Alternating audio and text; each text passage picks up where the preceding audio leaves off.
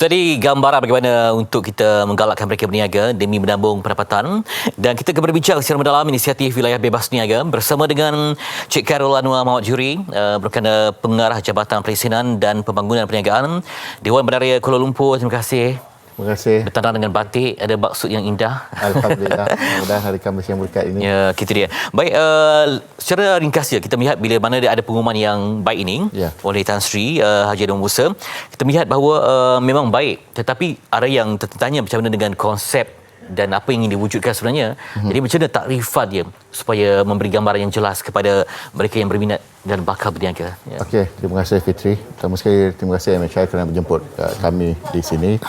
Pertama sekali apabila diumumkan oleh Yang Berhormat Tan Sri Anwar Musa, Menteri Wilayah Persekutuan pada 10 November yang lalu, ramai orang tertanya-tanya macam mana bebas berniaga tu, kan, dan diterangkan sendiri juga oleh Yang Berhormat Menteri bahawa bukanlah bebas sebebas-bebasnya, masih ada lagi garis panduan yang perlu dipatuhi.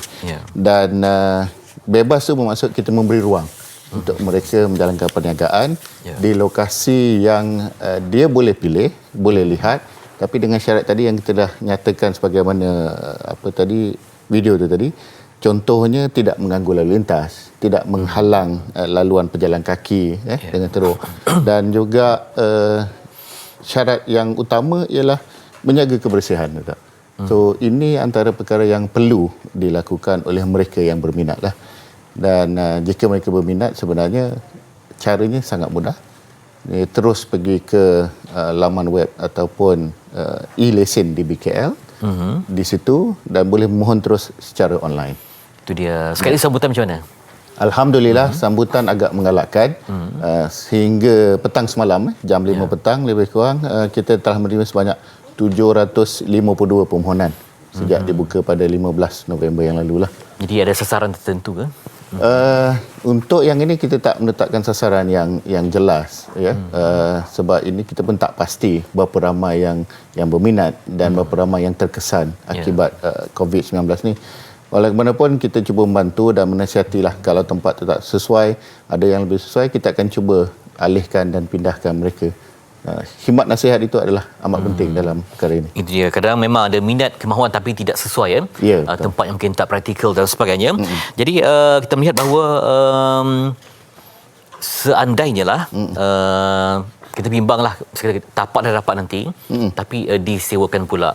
Ataupun timbul pula nanti ialah macam-macam lah perkara kan. Macam mana pemantauan dari segi seawal permohonan sehingga nanti pada perniagaan. Mungkin pada peringkat minggu pertama kita tengok bila mungkin orang tempatan, tapi bila dah masuk minggu ke bulan yang lain pula dah bertukar pula kan. Betul.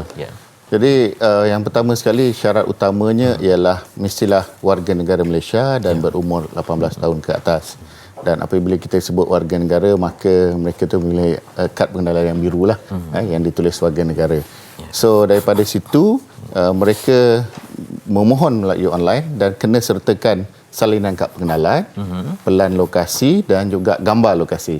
Dan kalau tempat tu kawasan persendirian, memerlukan surat kebenaran daripada mereka yang owner tanah.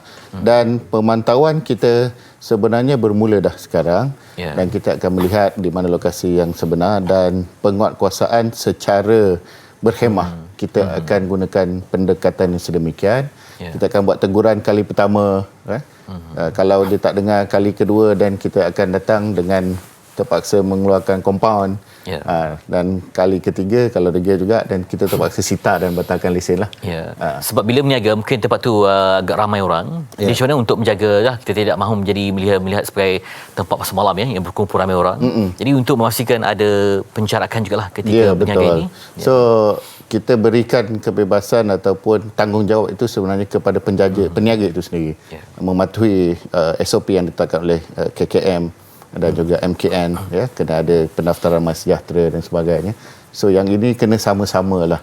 Dan kalau mereka berniaga pun jangan terlalu rapat antara satu sama lain. Kena ada jarakkan dia tu at least 1.5 meter jarak, supaya berlakulah penjarakan sosial dalam keadaan sekarang ni. Sebab kita perlu pastikan juga tapak niaga itu bersih setiap hari. Betul. Bukanlah menjadi sarang kepada pembiakan tikus pula nanti kan. Ini macam mana? Mungkin kategori yang dibenarkan untuk diniagakan itu ada boleh dapat jelaskan? So kita telah benarkan 4 kategori perniagaan. Yang pertama makanan dan minuman, yang keduanya barangan kering, buah-buahan dan juga barangan mentah atau basah.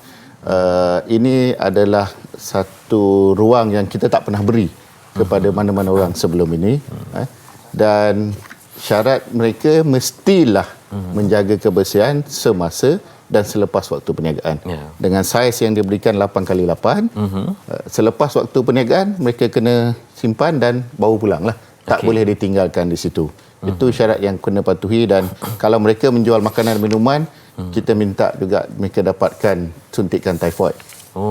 Itu bagi menjaga keselamatan makanan yang disediakan lah. Jadi zon waktu bolehkah berniaga sampai 2 pagi?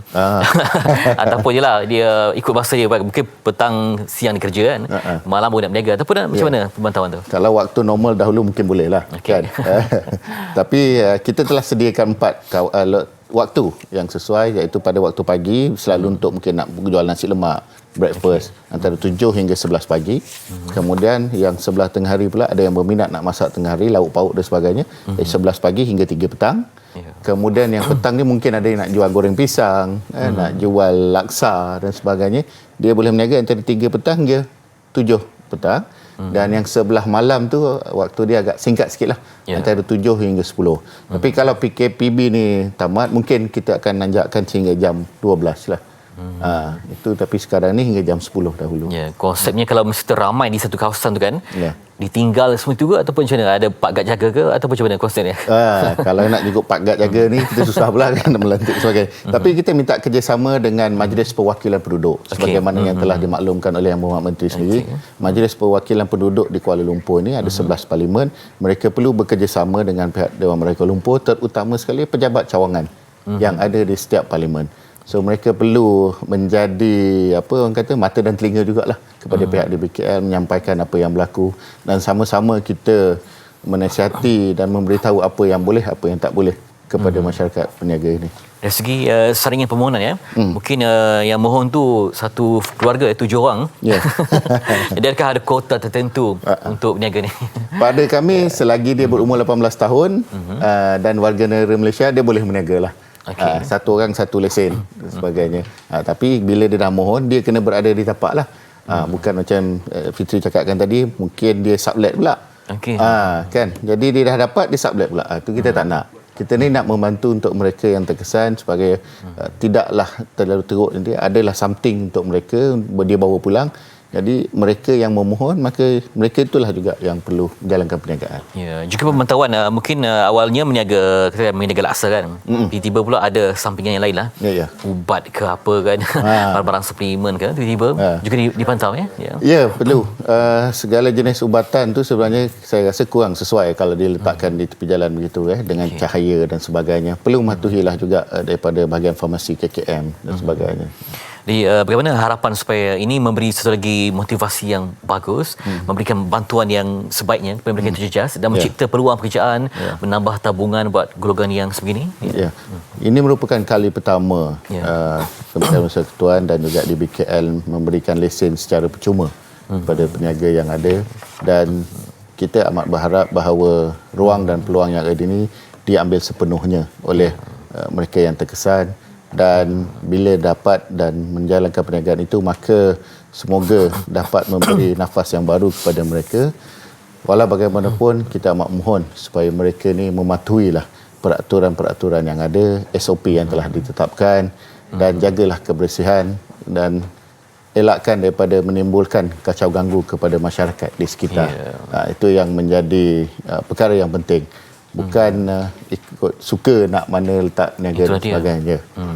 Sebab ia juga melibatkan keresahan komuniti Betul. Anda kata tak diuruskan dengan baik, kebersihan yang tak dijaga, dan juga mungkin menimbulkan macam tadi orang berkumpul di satu tempat. Jadi pemantauan itu sangat penting, kritikal. Betul. Jadi kita minta juga pihak yang datang, pembeli juga sama-sama mematuhi syarat yang ada supaya kita jaga kita lah sebagaimana yang telah diumumkan, kerana kita percaya bahawa sebagaimana yang pernah diumumkan oleh Yang Berhormat Perdana Menteri, berkata bahawa hampir 800,000 orang kehilangan pekerjaan dan studi yang dibuat oleh UCSI kalau tak salah saya mengatakan bahawa 48% daripada mereka yang diberhentikan kerja ni berminat untuk menjalankan perniagaan. So mungkin daripada situlah kita mengambil inisiatif ini supaya dapat membantulah kepada rakan-rakan di luar sana yang memerlukannya. Ya, selagi kita war-warakan website yang boleh dikunjungi untuk dapatkan lesen, silakan. Ya, boleh. Mereka boleh layari kalau tak pasti boleh pergi kat Google tu, type sahaja e-lesen di BKL ya, dan klik di sana akan terus keluar banner untuk berkaitan dengan wilayah bebas berniaga, dan jika mereka mempunyai sebarang pertanyaan boleh hubungi talian 03 2028 2537 atau 03 2028 2541 atau 03 2028 2538. So kita ada sediakan 3 talian untuk menjadi helpdesk lah kepada masyarakat di luar sana. Itu dia, dengan kategori jualan tertentu saja. Mini super pun tak boleh, urut kaki pun tak boleh. Tak boleh. Sepada lesen yang berlainan. Itu jadi lain. Okay. Terima kasih kepada Cik Arwah Anwar Majuri, Pengarah Jabatan Presiden dan Pengguna Perniagaan Dewan Merdeka Kuala Lumpur, yang berkongsi tentang inisiatif wilayah bebas niaga.